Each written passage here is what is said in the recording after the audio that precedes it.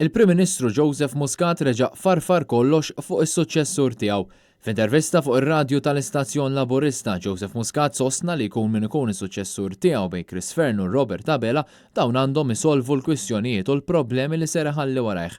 Minkejja li għadu marbut ma' siġġu tal-poter u niżżel il-pajjiż fi kriżi morali u soċjali bla ebda preċedenti, Joseph Muscat baqa' kompletament siket dwar il-kriżi li jinsab fiha pajjiżna.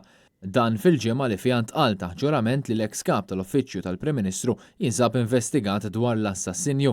Dan sforzi r-reba għal poter u l-biża li jismu jibqa' mkasber fil-kodba tal-istorja u bħal donnu jrid jagħmel minn kollox biex jismu jibqa' verġni minn kull teba'.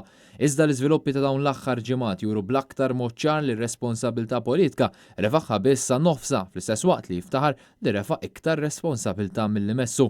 Tul is-snin li Joseph Muscat kellu l-okkażjoni li jkeċċi li jlid l-eminija tiegħu Keith Schembri għal darba 2-3, tant falla milli jagħmel dan li ma tħabbira li Schembri kien irreżenja min jeddu mill-karga ta' Chief of Staff, Joseph Muscat faħru pubblikament mal-medja. Tul l-intervista Joseph Muscat saħaq li fl-ebda moment mostakola l-investigazzjonijiet tal-pulizija, madana kollu minkejja sejħa sabiex jirreżenja immedjatament fost oħrajn minn iktar minn 2/3 tal-Parlament Ewropew huwa għadu marbut ma' siġġu tal-poter bir-riskju li ostakola l-investigazzjonijiet tal-pulizija. Muscat għamel referenza wkoll għal konklużjonijiet tar-rapport tal-inkjesta Egrant madana kollu naqas milli jsemmi li ħeba dan ir-rapport għal 18-il xahar sħaħ. Dan hekk kif sena u nofsilu Joseph Muscat ippubblika biss il-partijiet mill-konklużjonijiet li dderlu u ħalla barra ħafna dettalji importanti. Fost dawn il-Kummissarju tal-Pulizija kellu u għandu jinvestiga lil Karl Cini ta' Nexia BT fid-dawl ta' diskrepanzi fix-xhieda tiegħu stess kif allegatament xed fals.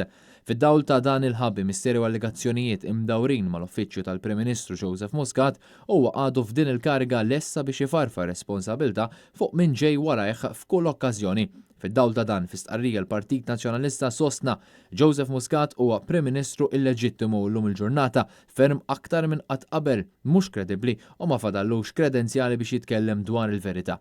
Il-Partit Nazzjonalista insista li Muscat u sieħbu l-Avukat Ġenerali għamlu minn kollox sabiex jaħbu r-rapport Egrant lill-pubbliku u kien biss il-kap tal-Oppożizzjoni Adrian Delija li rebaħ il-kawża kontra l-Avukat Ġenerali li ppubblika dan ir-rapport sħiħ.